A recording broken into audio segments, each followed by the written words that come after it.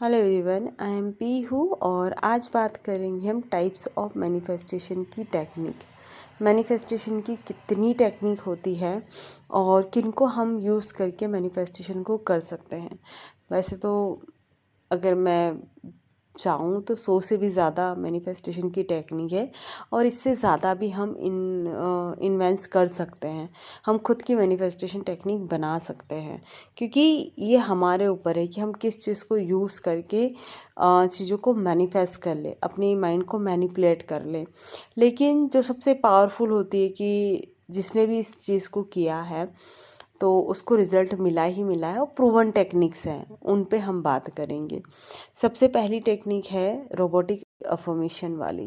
Robotic affirmation वाली एक ऐसी टेक्निक है कि जिसमें ना आपको ना तो यूनिवर्स से कनेक्ट होने की ज़रूरत पड़ती है, ना आपको हील होने की ज़रूरत पड़ती है, ना आपको किसी से कोई सेशन लेने की ज़रूरत पड़ती है। आपको सिर्फ अपना चूज़ करना है, स्पेसिफिक होना है कि किस चीज़ को आपको मैनिफेस्ट करना है। देन आप उसको रोबोटिकली जब तक करो तब तक की चीज़ मैनिफेस्ट ना हो जाए। मेरा ये कहना है, सजेशन है कि भाई जैसे हमने आज डिसीज़न लिया कि मेरे को ये चीज़ मैनिफेस्ट करनी, अब मैं उसे बोली जा रही हूँ, मतलब ज़्यादा से ज़्यादा मैंने उस चीज़ को टाइम दिया। अब आपको लग रहा है कि भाई देखो, अगर ये लेट गो होना होता है ना, तो क्या होता है कि आप करे जा रहे हो, एक दिन आपका अपने आप से छूट जाएगी। आप उस पे कोई मतलब ज़बरदस्ती नहीं चाहोगे कि मेरे को छोड़ना है इस टेक्निक को या कब लेट गो करना है, वो अपने आप होगा। तो रोबोटिक में ऐसे ही होता है कि आपको करना है, बस आप करते जाओ, अपने आप लेट गो हो जाएगी वो, देन चीज़ आपको मैनिफेस्ट हो जाएगी। ये फर्स्ट टेक्निक हुई हमारी जो इजी और एफर्टलेसली, इसमें कोई कुछ नहीं करना है। दूसरी टेक्निक है स्क्रिप्टिंग की, जिसमें भी आपको आपका ज़्यादा दिमाग लगाने की ज़रूरत नहीं पड़ती, आपको कोई रेजिस्टेंस रोकता नहीं है। इन द सेंस स्क्रिप्टिंग किया या स्टोरी क्रिएट करने वाला एक ही बात है। आप स्क्रिप्ट करो तो इसको स्टोरी के रूप में करो, या फिर आप जैसे कोई लाइफ का वाक़या ही होता है तो हम किसी के सामने पूरा खोल के रखते हैं ना कि देख मैं वहाँ गई थी, घूमने गए थे तो मुझे ऐसे लोग मिले थे, मैंने ये एक्सपीरियंस किया था, मैंने वहाँ गई थी, इस तरीके के लोग मिले, ऐसी बातें हुई, ये चीज़ हुई। तो हम क्या कर रहे हैं, अपनी लाइफ की जो स्टोरी है उसको बता रहे हैं, जो एक मोमेंट हमने जी लिया है हम उसको बता रहे हैं।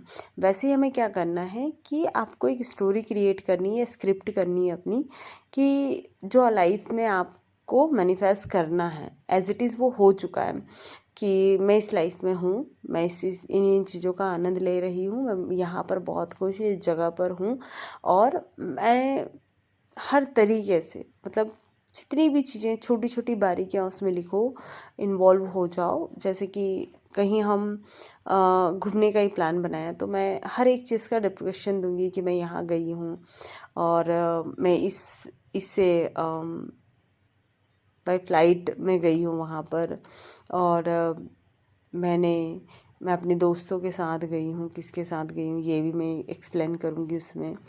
और मैंने वहाँ पर इस टेंपल में घूमा या इस जगह घूमा है, यहाँ की ये वाली चीज़ें मैंने देखी है, फिर मैंने वीडियो बनाया, मैंने क्लिप दी, आप लोगों को सबको दिखाई है कि देखो मेरा जो एक्सपीरियंस रहा है मेरी जर्नी का, वो मैं आपको शेयर कर रही हूँ। इस तरीके से स्क्रिप्ट तैयार करनी कि पहले ही आप उस मोमेंट को जी चुके हो, तब अभी हम घूमने गए नहीं हैं लेकिन हमने पूरी स्क्रिप्ट बना के रख ली कि यार मैंने ऐसा ऐसा चीज़ें की है।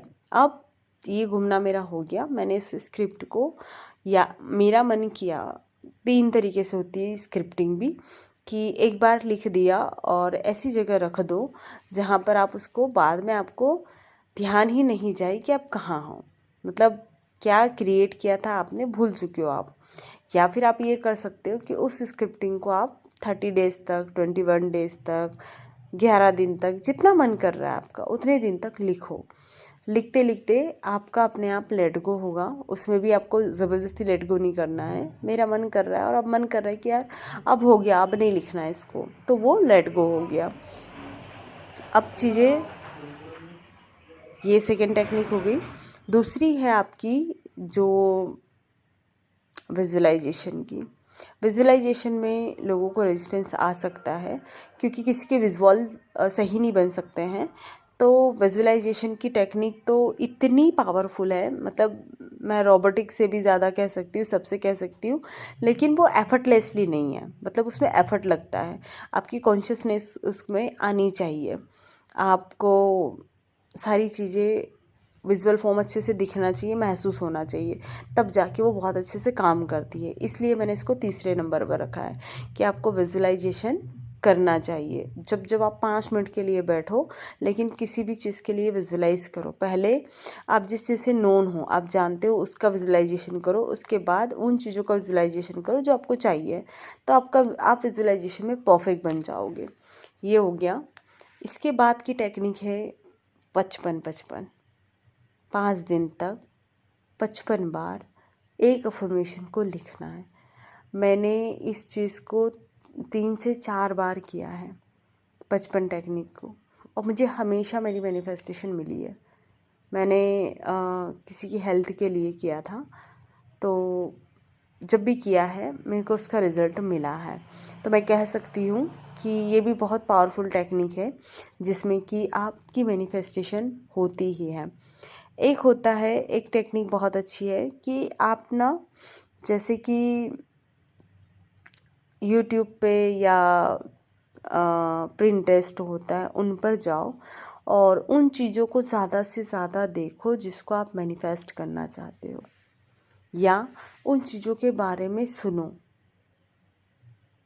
तो आपका सबकॉन्शियस माइंड बहुत जल्दी पकड़ता है उसको, कि उसका विजुअल फॉर्म आप रोज़ देख रहे हो। जैसे कोई गाड़ी मैनिफेस्ट करनी है, आप उस गाड़ी को जाके रोज़ देखो, कुछ टाइम रोज़ दो, रोज़ देखो उसको, उसका वीडियो देखो, कैसे चलाते हैं, क्या करते हैं, कौन कौन से फीचर्स होते हैं, ये सब कुछ जाके आप उसमें देखो, उसका विजुअल फॉर्म देखो।